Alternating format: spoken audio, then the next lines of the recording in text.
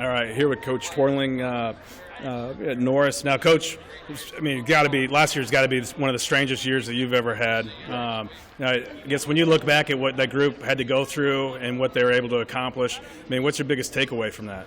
You know, not being able to do a whole lot with them together. I really loved how they took the initiative themselves and got together in small groups and worked out on their own and did a lot of those little things that we weren't able to do as a big group. I think that was something that didn't surprise me, but it was just great to see how they came together through that adversity and really worked together to get themselves in a position to be successful. Now you had an awful lot of really skilled playmakers. You lost some of those guys, but bring some guys back still. Yeah. You know, what's kind of the outlook, I guess, looking forward? With this group heading into next year. You know, anytime you lose 5, 6, 5 guys, you know that's going to be hard to replace. But you know, our younger guys, every day in practice, they had to go against them, and I think that's something that they took a lot of pride in, is pushing themselves and trying to push those older guys to get better. So I'm really excited. You know, our receiving crew, not going to be 6'5". You know, we'll have 6-footers there, but they're quick, they're fast, they run great routes. I'm super excited. Cale Consbrook, you know, he's only 5'8", but runs great routes. They're smart.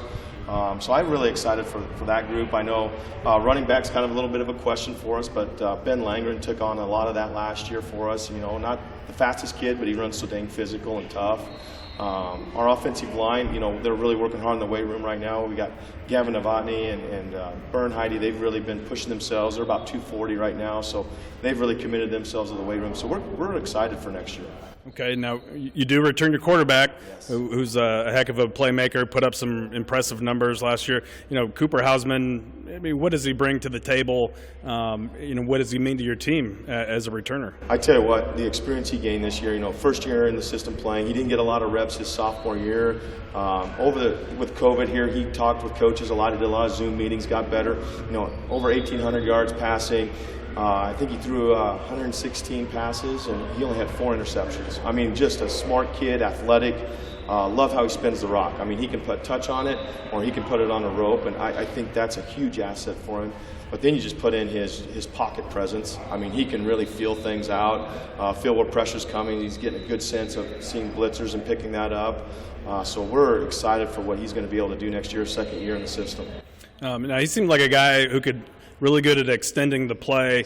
It didn't necessarily pull the ball and take off running right away. I mean, is that something that you had to coach him, or is that just kind of a natural the way he handles it? That's just his natural way. He's one of those guys that likes to create things. He sees the field well. He's been around athletics all of his life, and he really embraces, you know, getting to know how things are going. He watches a lot of NFL and college, and I think that's something that's huge for kids now that they don't do enough of, so they understand the game. He's just a student of the game and just loves it, and I think that's great. He's like having another coach on the field. Now, I know recruiting is kind of strange right now with coaches not being able to come to the school, and they weren't able to go to games or anything like that last season. Do you think that kind of hurt his recruitment? No, I don't think so. You know, I think with, you know, having James Carney and C.J. Hood, you know, coaches seeing them on film. You know, a lot of the coaches watched a lot more film, I think, this year, and they were able to see, you know, Cooper play a lot. So I think that's, you know, you try to find advantages in all things, and I think the college coaches did that with watching more film and stuff. So I don't think it hurt him. I think he's able to kind of get his name out there even a little bit more now with this. Okay. Now it's always nice to have a kicker, a reliable kicker. You know, it can come down to winning you a couple games or losing you a couple games. Tell me, you know, a little bit about Braden and how he's handled things being a young kicker. You know, I was so impressed with him. He's got such natural ability kicking, just really smooth and fluid. This year, you know, I didn't give him a whole lot. I just gave him a couple drills and said, hey, just work on these few little things, and he embraced it. I tell you what, that 36-yard field goal he had for us was tremendous. I mean, that's confidence for him. He's gaining more strength now. He's really been working hard in the weight room.